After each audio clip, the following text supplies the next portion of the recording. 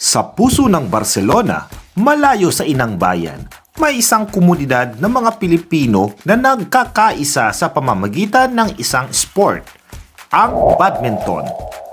Ngunit higit pa sa laro, ito ay isang paraan upang mapanatili ang koneksyon sa isa't isa, isang pagsasama-samang may halong saya, pagpapapawis at pagkakaibigan. And ang purpose talaga nito is para lang may pagkaabalahan yung mga OFW na nandito, na malayo sa pamilya, mga nalulungkot. Pinaramdam namin na safe place nila ito, na pwede silang mag-exercise lang, pero nung naumpisa namin, nagustuhan naman nila. And sabi ko nga, open siya sa lahat, sa hindi pa marunong, sa marunong na. Lumabas din yung mga hindi namin alam, mga players na pala. And in 3 weeks time from October, na-invite na kami ng ibang grupo dito ng mga nagbabadminton, na ibang mga lahi, doing yung Valencia flood funding. So, nag-raise kami ng funds. So, yung grupo may natulungan na sa Valencia nung nabaha.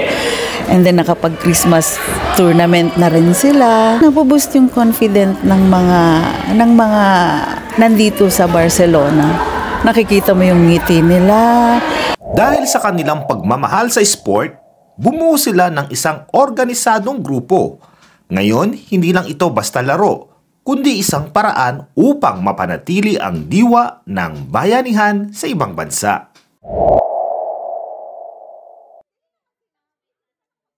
Ba't sila sumali? Para daw sa health nila. May iba mga mami na walang mga pamilya dito. Yung iba dito may mga kapansanan. So, hindi lang siya sa sports na ibibigay yung para sa kanila. Siguro para din sa puso nila, sa isip nila. Yung makakatulong sa kanila mentally and emotionally. Sa akin, personally, sa mind ko, nare-relax kasi ko pag kumikilos ako, kapag nakakamit ako ng ibang tao, bagong tao, at saka yung bonding. Hindi lang yung puro pagod, weekdays, na puro trabaho. Siyempre, kailangan na katawan natin hanapin yung galaw. I get more confident. I have self-esteem because doing things, you progress doing with this, and then you see you have progress. I was like, okay, I could do this. I could do more. It's like I have ability. I have capability. So it gives me joy, and it gives me more confident. Personal na buhay ko ngayon, nakakatulong sa pamamagitan ng mga techniques kung paano ka maka-score sa buhay, paano ka ipanalo yung hinaharap mo ngayon. At saka yung mga bagay-bagay, yung mga, for example, kailangan mo ng magandang sapatos sa laro, kailangan mo din ng magandang trabaho, magandang racket, kasi dyan nag-uumpisa eh. Tapos pag nagla-level up na yung laro mo, pinapalitan mo na yung mga equipments mo. Dahil tayo ay galing nga sa cancer, syempre, under ng chemo, madaming mga bagay na damage or ano sa katawan. So, kailangan, at sabi ng doktor na, maibalik yung lakas, lalo na yung bone, yung buto, kasi yun ang dinadali ngayon ng aking therapy. So, yun, kailangan maging active. Mas kasi syempre pag nag-join tayo dito, iba yung pangiramdam talaga. Nakakalimot yung mga stress-free muna pag naglalaro. Yung bang may natutunan ako sa yung mga serving, yung mga how to scoring, yung ganun. Parang parang lumilevel up. Masaya na rin ako, natatanggal yung stress ko. Normal yun, lalo na dito sa Barceloneta. Sa Barcelona pala. Banding eh. Tapos, lumalaki siya. Yung iba, talagang hindi naman almost magkakakilala lahat eh. And then after nun, siyempre, nagkakabanding, nagkakalaruan. And then nagiging competitive sila sa isa't isa. So nagiging parang nahuhook na sila sa playing badminton. Until now, kayong mga yan, kahapon wala pang tulog na sigurado. Okay, kaya alam nila may tournament ngayon. Sa pamamagitan ng badminton, naipapasa rin ang sport sa susunod na henerasyon ng mga Pilipino sa Barcelona. Nagiging daan ito upang manatiling buhay ang diwa ng pagiging isang komunidad. Nag-umpisa kami ng konti lang kami, 40. Ngayon almost 150 plus na yata ang members namin. Ang mag-book ng court kasi yung Spain kasi is hindi siya badminton na laro talaga. More on paddle, mga ganun, tennis. Kaya konti lang ang court ng badminton dito. Tapos inuuna nila yung mga schools. Kaya yung mga may NIF, yung mga ganun. Kami nag-start pa lang, wala pang NIF. Kaya parang singit-singit lang kami mag-schedule. Alam mo, yung pinakamahirap is yung mag-book ka ng madaling araw para lang makakuha ka ng schedule for for Sunday. Kailangan naming nakagising hanggang alas 12 yan.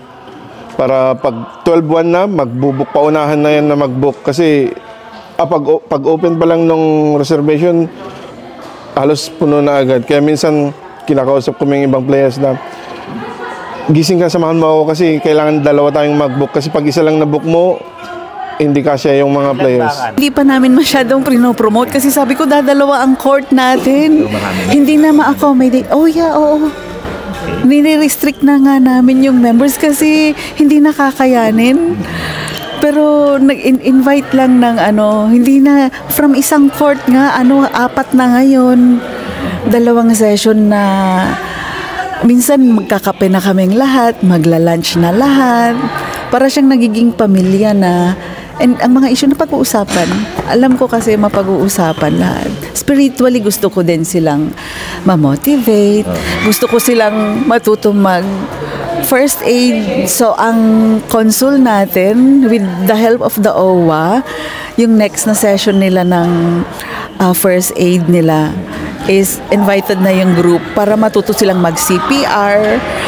Di ba nakakatawa na hindi lang talaga so gusto kong ganun, and involved na rin sila sa Women's Association na-invite na sila ng Donna Sports, ng Pantares Gores, which is the biggest LGBT group dito sa Barcelona, and na-invite na rin sila sa Norway for May. And siguro yun yung gusto naming malaman lang ng mga taga-Barcelona na may gantong grupo. At kahit may mga hamon, patuloy silang nagtatagumpay. Nag-oorganisa sila ng tournaments, charity games para makatulong sa iba pang Pilipino dito sa Barcelona. June 21, meron siyang may follow-up tournament na mangyayari ng mga taga-ibang bansa pupunta rito. Oo. Hindi ko lang alam kung all Filipino siya or open tournament. Pero yun ang magiging mas malaking tournament kaysa dito.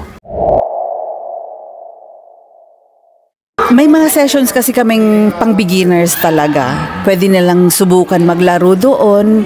If they feel na it's for them, komportable sila, nag-enjoy naman sila, masaya naman sila, then pwede silang magtuloy-tuloy kasi regular naman yung mga sessions namin Tuesday and Sundays naman. Valdehebron yung Sunday namin kasi may mga advanced players din kami na may mga ibang lahi na, may Chinese, oo. So makikita mo rin sila mamaya. Oo, inopen namin. So inclusive talaga siya, LGBT, ibang lahi kasi kailangan din nilang matutong makisama sa ibang lahi, no? Makalaro nila. Pinibigyan namin sila ng opportunity maging leaders din, which is kailangan nating mga Pilipino gawin yun sa kanila to boost again their confidence and masubukan nila yung sarili nila. Sa bawat smash at rally, sa bawat halakhak at pagkakaibigan, patuloy na nabubuo ang isang mas matibay na komunidad. Dahil sa badminton, hindi lang katawan ang lumalakas, kundi pati ang koneksyon ng mga Pilipino sa Barcelona. If you need anything, any information, if you want to help us, if you want us to help you, yung mga kung anong gusto nyong maitulong din namin. May mga professionals din po kami dito. May mga nurses kami, may mga IT kami, may mga coach kami. So, tulong-tulong po tayo para po makatulong pa tayo sa mga kababayan natin. Salamat po. Para sa ibang mga balita at kaganapan, manatiling nakatutok dito lamang sa Katambayan Channel.